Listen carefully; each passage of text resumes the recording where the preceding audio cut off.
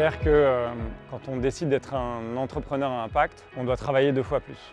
On travaille pour créer un modèle économique qui fait sens, trouver une clientèle, pouvoir délivrer son service, et puis on bataille aussi pour trouver des sources d'investissement qui sont parfois un peu plus originales que les sources d'investissement classiques. Précisément parce qu'on va valoriser autre chose qu'uniquement la rentabilité économique. Ça va prendre parfois plus de temps.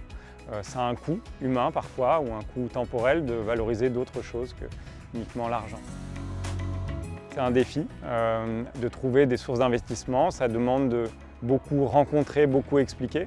Mais sur le long terme, je crois que c'est une énorme richesse. Ça permet d'amener encore plus de cohérence dans son projet, de rencontrer des gens qui vont donner encore plus de valeur à ce que vous essayez de faire. Dat is inderdaad soms een competitief nadeel, vooral op het gebied van prijs hebben van andere projecten. Dus is het soms iets moeilijker om het businessmodel rond te krijgen. Maar in het algemeen merk ik wel dat er heel veel appetijt is voor duurzame projecten. Dus als het businessmodel klopt, denk ik dat het zelf een voordeel is voor financiering op te halen. Tout ce qui est recherche de financement est relativement similaire entre un projet à impact ou un projet classique, puisque les organes qui financent sont principalement souvent les mêmes. Alors il y a quelques exceptions près, comme par exemple la Fondation pour les générations futures, qui va vraiment avoir un focus en particulier sur des projets à impact. Il y a d'autres organismes aussi comme ça, mais on sait bien que souvent ces organismes-là n'ont pas une capacité d'investissement qui va être suffisante que pour financer tout un projet. Donc en fait, il faut tant aller chercher des partenaires classiques et puis des partenaires spécifiques à impact.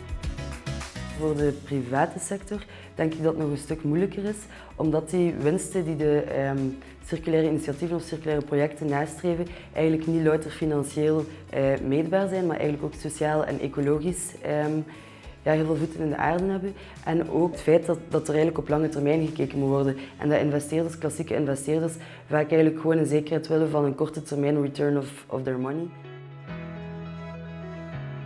Ja, ik denk dat dat wel een grote rol speelt, want die financiering bepaalt ook welke producten of welke diensten dat er naar de markt gaan en dus ook wat dat er uiteindelijk tot ontwikkeling komt. En tant qu'acteur financier, le pouvoir qu'on va avoir en disant oui, ok, on est prêt à vous prêter, on est prêt à vous financer pour faire tel ou tel projet, il est énorme. Si on dit oui, on peut vous prêter, mais à condition que dans vos critères d'investissement, dans vos critères de croissance, il y ait des critères ESG ou qui respectent les critères des Nations Unies, ça va évidemment totalement changer la donne.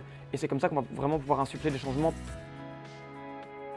Ik denk sowieso als we de transitie goed willen zetten naar een duurzamere wereld, dat gaat sowieso wel komen, maar ik denk door het juiste kapitaal dat het allemaal een beetje een stroomversnelling kan gaan. Een heel cruciale rol, niet enkel om die duurzame transitie mogelijk te maken, maar ook om die te versnellen en te bepalen met welke snelheid we die doelen gaan halen. Je pense que la finance doit complètement se réinventer. Il ne faut plus tourner la finance uniquement autour des ratios des actifs, mais il faut aussi prendre en considération en fait, le futur. On ne peut pas faire sans le monde de la finance. On a besoin d'argent pour développer nos projets. L'argent reste la valeur essentielle de nos sociétés. On pourrait le déplorer, mais c'est comme ça. Leur rôle, il est essentiel. On ne pourra pas faire sans eux, ou en tout cas, ça prendra plus de temps. Et du temps, on n'en a plus beaucoup pour répondre aux différentes urgences auxquelles on doit faire face. Pour y répondre, j'essaie de poser une autre question. Et au monde de la finance, dans laquelle je n'ai pas de réponse aujourd'hui, et c'est vraiment compliqué, c'est comment allier d'un côté la finance qui veut avoir une croissance, donc à savoir il finance des entreprises, des projets afin d'avoir une croissance économique, avec un monde qui doit être en décroissance à cause des ressources qui ne sont pas illimitées.